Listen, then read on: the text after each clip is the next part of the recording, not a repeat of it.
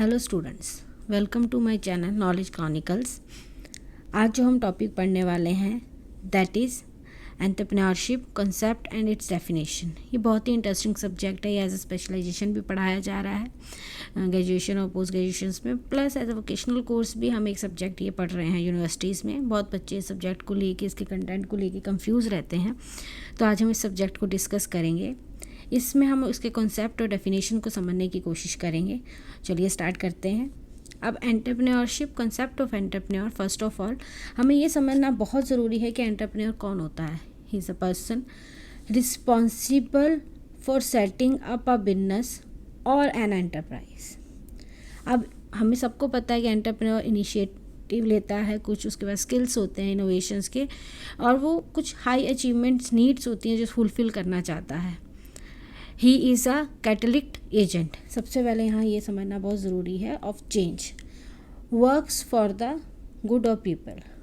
For catalyst agent कौन होता है? एक्चुअली वो एक ऐसा पर्सन होता है जो चेंज करने में हेल्प करता है। बेसिकली वो देखता है कि सोसाइटी में ऐसी कौन सी प्रॉब्लम है जिससे मैं एक प्रोडक्ट के थ्रू या एक बिजनेस के थ्रू सेटअप करके उसको फुलफ़िल कर सकता हूँ। जैसे फॉर एग्ज़ाम्पल, आप छोटा सा एग्ज़ाम्पल है, हम घर से ही स्टार्ट करते हैं। आपने देखा होगा कि पहले हम लोग हाथ से कपड़े धोते, फिर सेमी ऑटोमेटिक है, फुली ऑटोमेटिक है। सेम कॉन्सेप्ट है, हमारे पास कूलर है, एसी है। कभी ना कभी किसी ने कोई ना कोई एक ऐसी प्रॉब्लम को सर्च किया, देखा कि सोसाइटी में ये प्रॉब्लम है, देन उसके अकॉर्डिंगली उस प्रोडक्ट को डिज़ाइन किया ताकि लोगों की ज़रूरत पूरी हो, उस प्रॉब्लम को सॉल्व किया जा सके। हर प्रोडक्ट किसी ना किसी प्रॉब्लम से रिलेट करता था, राइट। जैसे अब हम कह सकते हैं पहले हमारे पास पेट्रोल गाड़ियाँ थी, फिर सीएनजी आई, अब ईवी कॉन्सेप्ट है, इवन हमारे पास अब हाइब्रिड कॉन्सेप्ट भी है। तो आपकी प्रॉब्लम आइडेंटिफाई करना, फिर देन उस प्रॉब्लम से एक बिजनेस को सेटअप करना ताकि लोगों की प्रॉब्लम सॉल्व हो जाए और एक बिजनेस एंटरप्राइज की उस प्रॉब्लम की जो नीड सॉल्व कर सके और लोगों की नीड्स को फुलफ़िल किया जा सके, राइट। अब एंटरप्रेन्योर कॉन्सेप्ट में सबसे पहले हमें जो समझना है वो ये है कि एक एंटरप्रेन्योर होता है, फिर एंटरप्रेन्योरशिप होती है और एंटरप्राइज होती है। अब एंटरप्रेन्योर एक पर्सन है, that is subject. Then entrepreneurship वो जो एक्टिविटीज़ करता है, प्रोसेस करता है, कुछ एक्शंस करता है, दैट इज़ वर्ब। देन एक आउटकम आता है, एक एंटरप्राइज सेटअप होकर आती है, that is outcome and object. तो आपको समझना एक ज़रूरी है कि एक पर्सन है जिसने सोचा, कुछ एक्टिविटीज़ की, कुछ प्रोडक्ट लेकर आने के लिए कुछ प्रोसेस किया, एक्शंस किए, फिर देन एक एंटरप्राइज जो है वो सेटअप होकर आई, फिर वो फर्दर सोसाइटी को उसकी नीड्स को फुलफ़िल करते हैं। तो ये एक कॉन्सेप्ट है एंटरप्रेन्योर का।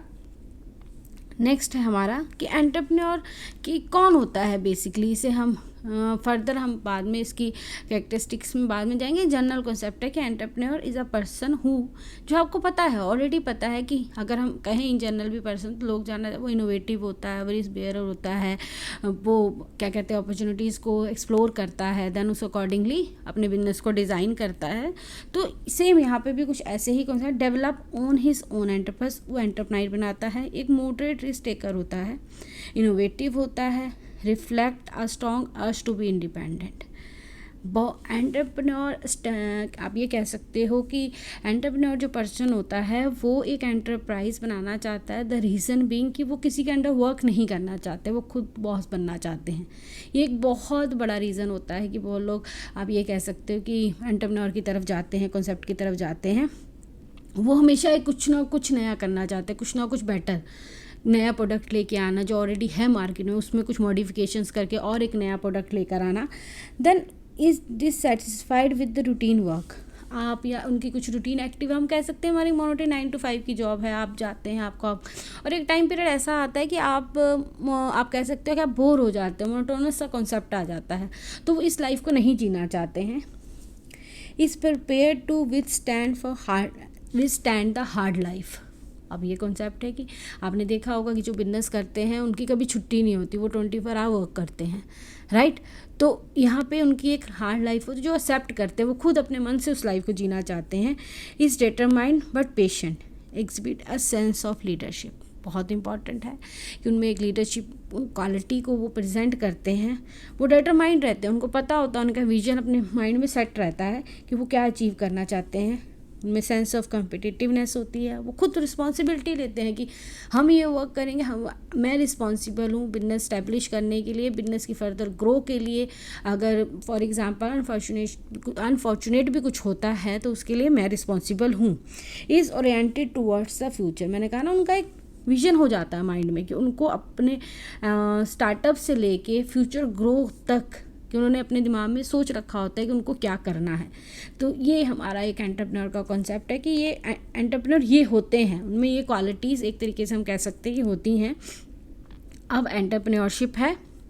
अब एंटरप्रेन्योरशिप जो वर्ड है वो बेसिकली फ्रेंच वर्ड है। सबसे पहले तो इसको समझना बहुत ज़रूरी है, ये क्वेश्चन आ जाता है जनरली मार्क्स में भी, अगर MCQ है उसमें भी आ जाता है, प्लस थ्योरी में भी जल्दी आता है। फ्रेंच वर्ड है दैट मीन्स जिसका मतलब है entrepreneur, which means to undertake, individual who undertake risk of a new enterprise। वो एक अंडरटेक किसी भी चीज़ का अपने अधीन लेना, रिस्क लेना, उसको स्टैब्लिश करने का। अगर ऑलरेडी एक स्टैब्लिश आप कह सकते हो है, उसको परचेज का, उसको नई दिशा देना, वो उनकी रिस्पॉन्सिबिलिटी है। अब ये वर्ड सबसे पहले फ्रेंच लैंग्वेज में अपीयर हुआ था, इसको समझना। और जो पर्सन थे जिन्होंने ये वर्ड क्वाइन किया उनका नाम था रिचर्ड कैटिलॉन। वो एक आयरिशमैन थे और फ्रांस में रहते थे बेसिकली। तो ये एक कॉन्सेप्ट है, ये बहुत इम्पॉर्टेंट है जब भी आप एंटरप्रेन्योर सब्जेक्ट पढ़ते हैं कि वो वर्ड जो था वो कहाँ से ड्राइव्ड हुआ,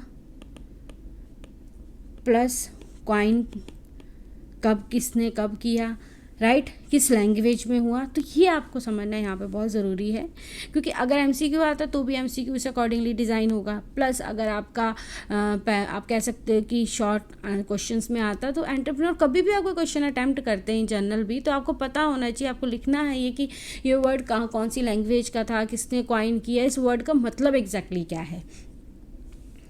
अब नेक्स्ट है डेफिनेशन। बहुत सारे बच्चे बोलते क्या ही ज़रूरत है पढ़ने की डेफिनेशंस, राइट।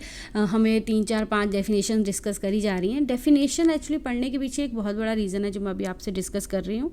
फर्स्ट डेफिनेशन है कि हर ऑथर ने, जो भी मैं यहाँ ऑथर डिफाइन करूँगी, उन्होंने एंटरप्रेन्योर को एक अलग तरीके से देखा है।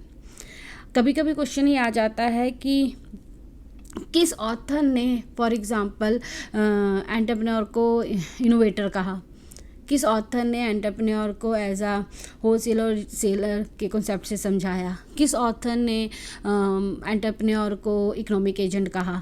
तो इसीलिए हम कुछ फेमस ऑथर है जिनको कंसीडर करते हैं कि पता चल जाए। यहाँ कॉन्सेप्ट ये नहीं कि डेफिनेशन लर्न करना है, यहाँ कॉन्सेप्ट ये है कि इस ऑथर ने एंटरप्रेन्योर को ये कहा, राइट। तो इस कॉन्सेप्ट से हम लोग डेफिनेशन पढ़ते हैं, MCQ में भी आ जाता है, ठीक है, और कभी कभी सब्जेक्टिव पेपर में भी लिखना चाहे तो ये और आपको इनपुट अच्छा, एक आप कह सकते हो पेपर में आंसर अच्छा बन जाता है आपका। तो डेफिनेशन कॉन्सेप्ट से हैं जो फर्स्ट पर्सन है रिचर्ड, जिन्होंने वर्ड क्वाइन ही किया था, वो क्या कहते हैं एंटरप्रेन्योर के बारे में। As a person who pays a certain price to a product to resell. अब इसमें certain price to product to resell it at a uncertain price, thereby making decision about obtaining using resources while consequently admitting the risk। इन्होंने एक concept discuss किया कि वो एक कह सकते हैं कि प्रोडक्ट को रीसेल करते हैं एक सर्टन प्राइस पे, राइट। तो यहाँ पे जो कॉन्सेप्ट डिस्कस हुआ है उसमें है कि प्रोडक्ट को परचेज किया और दोबारा उसको किसी रीसेल प्राइस पे बेच दिया। तो उस कॉन्सेप्ट से इन्होंने एंटरप्रेन्योर को समझाने की कोशिश की है। और इस ड्यूरेशन में वो एक रिस्क भी होता है जो वो बेयर करते हैं कि जो प्राइस पे उन्होंने ऑब्टेन किया है उससे कम में हो सकता है कभी कभी सेल करना पड़े, तो वो एक रिस्क ही है पर्सन के लिए, एंटरप्रेन्योर के लिए। तो उसको भी उन्होंने एक रिस्क ऑफ एंटरप्राइज के हिसाब से डिस्कस किया है। अब एडम स्मिथ है, an individual who undertakes the formation of an organisation for commercial purpose by recognizing the potential demand for goods and services, thereby act as an economic agent। अब यहाँ पे देखिए बहुत अच्छा है कि एडम स्मिथ जो हमारे ऑथर हैं, उन्होंने एंटरप्रेन्योर को एक इकोनॉमिक एजेंट के रूप में डिस्कस किया है। नेक्स्ट है हमारा जोसेफ शम्टर। अब जोसेफ जो शम्टर हैं उन्होंने एंटरप्रेन्योर को स्टार्टिंग में ही इनोवेटर डिक्लेयर कर दिया है कि वो इनोवेटर होते हैं। हम जब थ्योरीज नेक्स्ट फर्दर वीडियोस में डिस्कस करेंगे उसमें भी आता है कि इनोवेटर उन्होंने क्यों कहा, उसके कुछ एरियाज़ हैं प्रोडक्ट के बेसिस पे इन्होंने इनोवेटर कहा है। Who use the process of entrepreneurship to shatter the status quo of the existing products and services. मतलब प्रोडक्ट एंड सर्विसेज में कुछ इनोवेट करता है, वो जो डेली चल रहा है मार्केट में उससे कुछ नया लेकर आना चाहता है। To set up new products और न्यू सर्विसेज। तो इस तरीके से उन्होंने जो है एंटरप्रेन्योर को एज अ इनोवेटर डिक्लेयर किया है। अब पीटर एफ ड्रकर ये भी बहुत फेमस ऑथर हैं। An entrepreneur is one who always search for change, responds to it, exploit it as an opportunity. He believe in increasing the value and customer satisfaction. Thus, a professional manager, सबसे importantly, who mobilizes resources and allocate them to make a commercial gain from an opportunity is called an entrepreneur. अभी देखिए इन्होंने professional हमें ये भी कह दिया कि प्रोफेशनल मैनेजर होते हैं, प्लस यहाँ पे इन्होंने एक चेंज कॉन्सेप्ट भी डिस्कस कर दिया साथ साथ। तो ये हमारे कुछ 3 to 4 ऑथर्स थे जिन्होंने डिफरेंट तरीके से एंटरप्रेन्योर को डिस्क्राइब किया है। किसी ने उन्होंने एक तरीके से होल सेलर और रीसेल वाले कॉन्सेप्ट से डिस्कस किया, किसी ने उनको इकोनॉमिक एजेंट के कॉन्सेप्ट से डिस्कस किया, इनोवेटर कहा, प्लस और प्रोफेशनल मैनेजर भी कहा। तो ये हमारी कुछ डेफिनेशंस हैं एंटरप्रेन्योर की जो इम्पॉर्टेंट है। ये मैंने सिर्फ 4 ही डेफिनेशन डाली हैं जो फेमस ऑथर्स हैं, तो उस अकॉर्डिंगली एंटरप्रेन्योर को डिस्क्राइब किया है। अब नेक्स्ट है हमारा एंटरप्राइज। अब बहुत सारे ऐसे बच्चे हैं जिनको एंटरप्रेन्योर, एंटरप्राइज, एंटरप्रेन्योरशिप सब सेम लगता है। ऐसा नहीं है, इसको बहुत एक सिंपल तरीके से हम समझते हैं। हमें ये पता है कि entrepreneur is a person who starts an enterprise, right? The process of creation is called entrepreneurship. The entrepreneur is an actor. सबसे पहले कि वो एक एक्टर है। एंटरप्रेन्योरशिप इज़ द एक्ट, जो भी वो दिखाएगा that is entrepreneurship. The outcome of the actor and the act is called enterprise. इसको हम बहुत ईजी तरीके से समझते हैं। फर्स्ट ऑफ ऑल हमारा एंटरप्रेन्योर है जो कि एक्टर है। वो क्या एक्ट करता है, दैट इज एंटरप्रेन्योरशिप।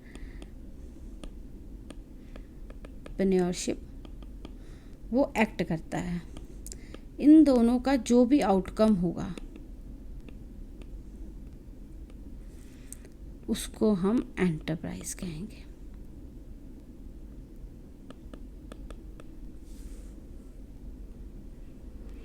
राइट तो यहाँ समझना ज़रूरी है कि जो भी जैसे होता है ना, एक एक्टर है अमिताभ बच्चन जो एक्ट करता है, ठीक है, फिल्म में जो भी एक्टिविटीज़ करता है उससे एक फ़िल्म रेडी होती है। आप समझ रहे हैं? तो अमिताभ बच्चन इज एक्टर, जो भी फिल्म में किरदार को निभा रहा है, एक्टिविटीज़ कर रहा है, ठीक है, वो इसका एक प्रोसेस है, एक्टिंग है। फिर देन हमें आउटकम क्या आता है हमारे पास, that is a film, readymade बन के जो फिल्म हमारे पास आती है दैट इज़ अ आउटकम। तो सेम यही यहाँ पे भी सेम कॉन्सेप्ट है कि एक्टर एक्ट जो आउटकम देंगे that is called enterprise. Next है एंटरप्रेन्योर वर्सेस एंटरप्रेन्योरशिप। इसको थोड़ा सा हम फर्दर और एक्सप्लेन कर लेते हैं कि entrepreneur is often use interchangeably with entrepreneurship. मैंने कहा ना बहुत बच्चे ऐसे होते हैं जो कंफ्यूज रहते हैं कि दोनों में डिफरेंस ही क्या है। तो entrepreneur is a person who bears the risk, unites various factors of production, carries out creative innovations। वो एक ग्रुप भी हो सकता है, प्लस एक सिंगल इंडिविजुअल भी हो सकता है, प्लस अब यहाँ पे समझना क्या ज़रूरी है हमारे लिए कि entrepreneurship is the set of activities performed by entrepreneur. Entrepreneurship is not entrepreneur, ये set of activities performed by entrepreneur. It is a process. Basically हमारा जो एंटरप्रेन्योरशिप है वो एक प्रोसेस है, एक सर्टन सेट ऑफ एक्टिविटीज़ हैं जो कि एंटरप्रेन्योर करता है। Process of identifying opportunity in the marshalling the resource required to pursue these opportunity for long term gain. It's attempt to create value. Clear कि आप जो भी एक्टिविटीज़ करेंगे, आप जो भी आपके दिमाग में एक विजन है उसको लेके आप जो एक्टिविटीज़ करोगे, अपनी एंटरप्राइज स्टैब्लिश करोगे और उस एक्टिविटीज़ को आप अचीव करोगे, तो that is called, whole process is called entrepreneurship. कि आप set of activity, the process of doing to convert input into output is entrepreneurship. तो वो एक प्रोसेस है एंटरप्रेन्योरशिप का. ये आई थिंक आपको क्लियर हो गया होगा. अब नेक्स्ट हम जो सेशन स्टार्ट करने वाले हैं, अभी हमने पढ़ा है कि एंटरप्रेन्योर जनरल कॉन्सेप्ट में क्या है, क्योंकि बहुत इंपॉर्टेंट है पहले बेस क्लियर करना कि एंटरप्रेन्योर है क्या, एंटरप्रेन्योर, एंटरप्रेन्योरशिप प्लस एंटरप्राइज के बीच में क्या क्या डिफरेंसेस है. फर्स्ट ऑफ ऑल इसको समझना, किस ऑथर ने किस तरीके से एंटरप्रेन्योर को डिफ़ाइन किया है. फिर देन इम्पॉर्टेंटली इनके डिफरेंस जानने के बाद ये हमने अभी जो डिफरेंस डिस्कस कर दिया, इम्पॉर्टेंट है नेक्स्ट कि किस तरीके के एंटरप्रेन्योर होते हैं, उनके क्या क्लासिफिकेशंस हैं, राइट. क्या थ्योरीज़ हैं हमारी एंटरप्रेन्योरशिप, जो कि बहुत एक इन डेप्थ हमारे पास 6 सिलेबस है, तो हम एक एंटरप्रेन्योर का पूरा सब्जेक्ट है जो डिस्कस करेंगे. ये फर्स्ट लेक्चर था. Thank you so much for the patient listening. अब नेक्स्ट वीडियो जो होगी वो बहुत types and classification of entrepreneurship होगा, तो stay tuned for the video. Thank you so much.